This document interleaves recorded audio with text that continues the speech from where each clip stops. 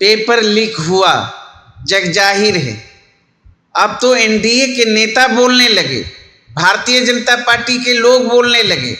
बिहार में double engine की सरकार है, अजीत आनंद उसका तस्वीर है, नीतीश का तस्वीर है। तो अब किसका हाथ है जग जाहिर है। गरीबों के लिए, पिछड़ों के लिए, दलितों के लिए, अति पिछड़ों के लिए संविधान में इसे, संविधान के 9वीं अनुसूची में इसे शामिल कर लिया। कोर्ट का फैसला आया है, निश्चित रूप से दुर्भाग्यपूर्ण है। पूरा बिहार जो वंचित समाज है, ओबीसी, दलित, अति पिछड़ा। पनोरमा ग्रुप, जो सोचता है वो करता है। आपके अपने सपनों का आशियाना। कल हाई कोर्ट ने आरक्षण का दायरा खत्म कर दिया गया है, कैसे इसको देख रहे हैं? बिल्कुल दुर्भाग्यपूर्ण निर्णय आया है कोर्ट के द्वारा। और बिहार सरकार ने जो जाति आधारित गणना कराने का काम किया था, और गणना कराने के बाद जो 50% आरक्षण था, उसका दायरा बढ़ाकर 65% करने का काम किया।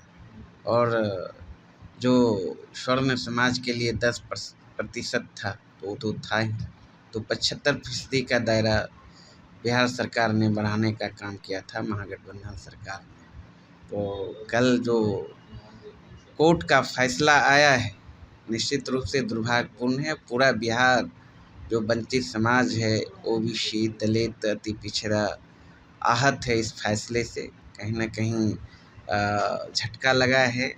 और भारतीय जनता पार्टी अपने मंसूबे में कामयाब हुई है। और भारतीय जनता पार्टी लगातार यही चाहती थी। और भारतीय जनता पार्टी से संबंधित जो एनजीओ करता हैं, जिन्होंने कोर्ट में रिट याचिका दायर किया था रद्द को लेकर, तो भारतीय जनता पार्टी का चरित्र लगातार सामने आ रहा है। और हमारे आदरणीय नेता तेजस्वी यादव जी चुनाव में भी आप देखे होंगे कि लगातार वो कहते आए कि भारतीय जनता पार्टी संविधान विरोधी पार्टी है, संविधान को खत्म करना चाहती है, भारतीय जनता पार्टी आरक्षण को समाप्त करना चाहती है। लगातार दर्जनों भारतीय जनता पार्टी के बड़े नेताओं का बयान आ चुका है, मोहन भागवत से लेकर कई संघ के लोगों का भी आज वो अब देखने को मिल रहा है। और अगर केंद्र सरकार चाहती तो यह आरक्षण का जो दायरा बिहार सरकार ने बढ़ाने का काम किया था, तेजस्वी यादव जी का जो प्रण था, इनके पहल पर सफलता मिली थी, तो ये रद्द नहीं होती। कहिए क्यों नहीं रद्द होती? तो बिहार सरकार ने सर्वसम्मति से कैबिनेट में पास करके, महागठबंधन की जो सरकार थी 17 महीने के दौरान, केंद्र को भेजा था कि भाई ये जो दायरा बिहार सरकार ने बढ़ाया है, गरीबों के लिए, पिछड़ों के लिए, दलितों के लिए, अति पिछड़ों के लिए, संविधान में इसे, संविधान के 9वीं अनुसूची में इसे शामिल कर लीजिए। लेकिन आपने देखा केंद्र सरकार ने शामिल नहीं करने का काम किया। अगर केंद्र सरकार शामिल कर दिए रहते तो आज इस तरह का अरंगा नहीं लगता। लेकिन तो पर भी हम लोग हारे नहीं हैं। और आज सरकार में, यहाँ भी डबल इंजन की सरकार है, और केंद्र में भी एनडीए की सरकार है। और नीतीश कुमार जी उस सरकार के बहुत मजबूत पिलर हैं।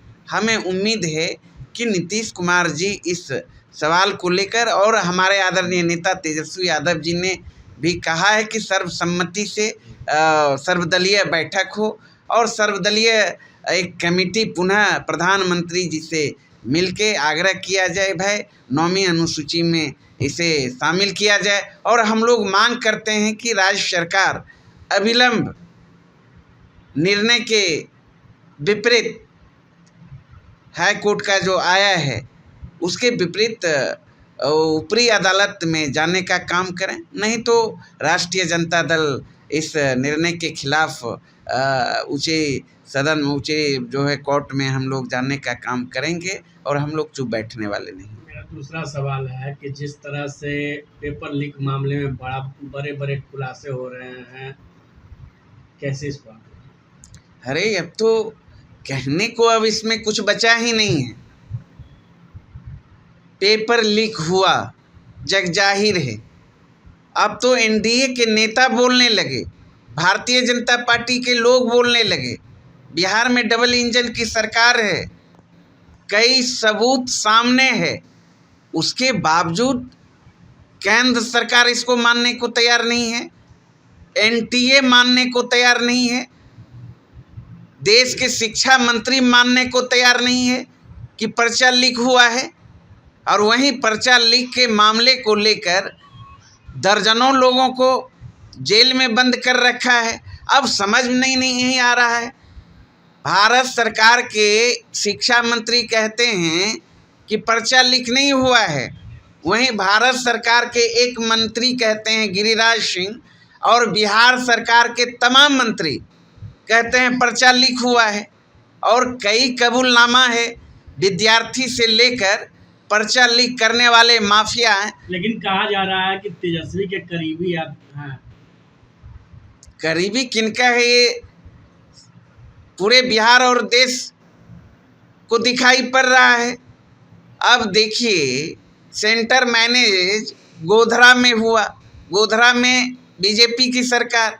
हरियाणा में जिस सेंटर पर 6 विद्यार्थी टॉप किए हैं, वो किसका सेंटर है, किसका विद्यालय है? भारतीय जनता पार्टी नेताओं का।